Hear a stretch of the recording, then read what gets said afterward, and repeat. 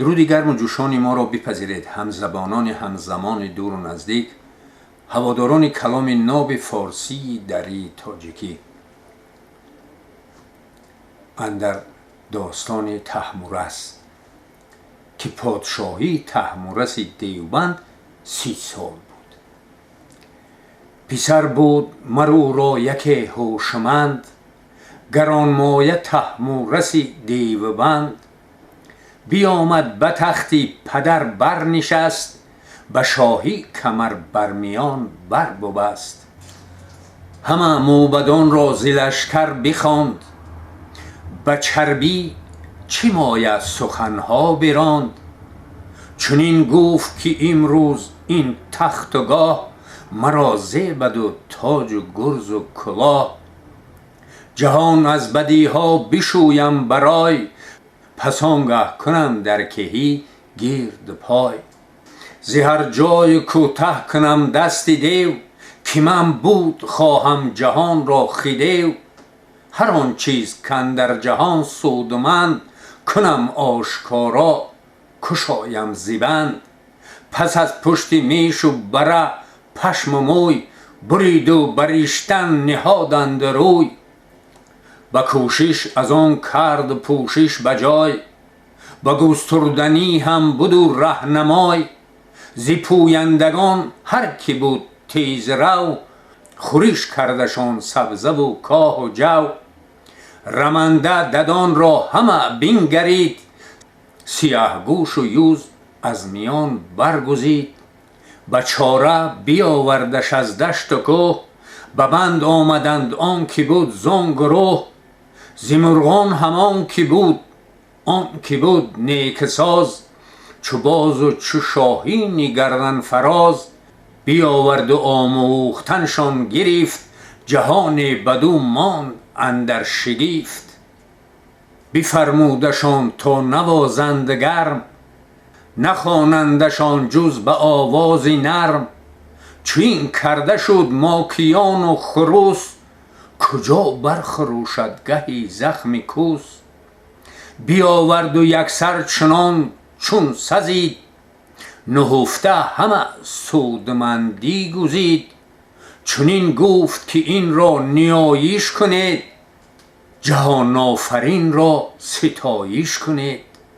کیو دادمان برددان دستگاه، ستایش مرو را که بنمود راه.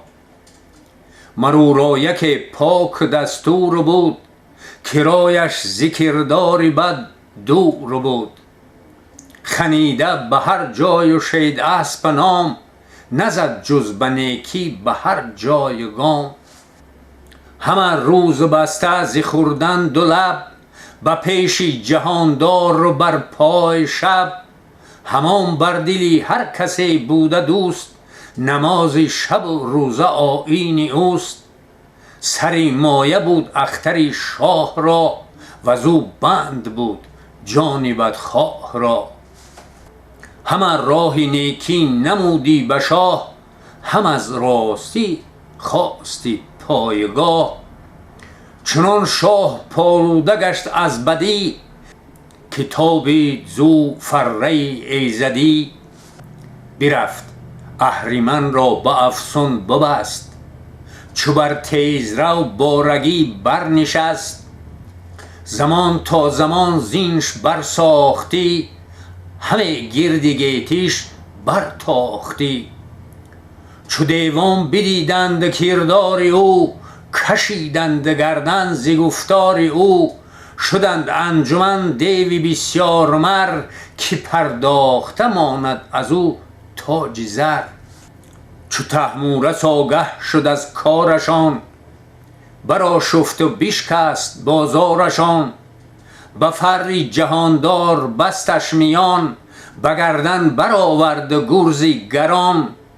همه نره دیوان و افسونگران، برفتند جادو سپاه گران. دمنده سیه دیوشان پیش رو، همه باسمان برکشیدند غو. هوا تیره فام و زمین تیره گشت، دو دیده در او اندرون خیره گشت. جهاندار طهمورثی با فرین بیامد کمر بسته رزم و کین. ز یک سو قوی آتش و دودی دیو، ز یک سو دلیران کیهان خدیو. یکایک بیاراست با دیو جنگ، نبود جنگشان را فراوان درنگ. از ایشان دو بهره به افسون ببست، دیگرشان به گرزی گران کرد پست. کشیدندشان خسته و بسته خوار، به جان خواستند آن زمان زینهار. که ما را مکش تا یک نو هنر، بیاموزی از ما کتاید ببر. کی نامور دادشان زینهار، بدان تا نهانی کنند آشکار.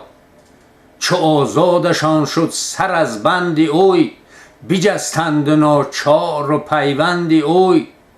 نبشتن به خسرو بیاموختند، دلش را به دانش برافروختند. نبشتن یکی نه که نزدیک سی، چی رومی و چی تازی و چی پارسی.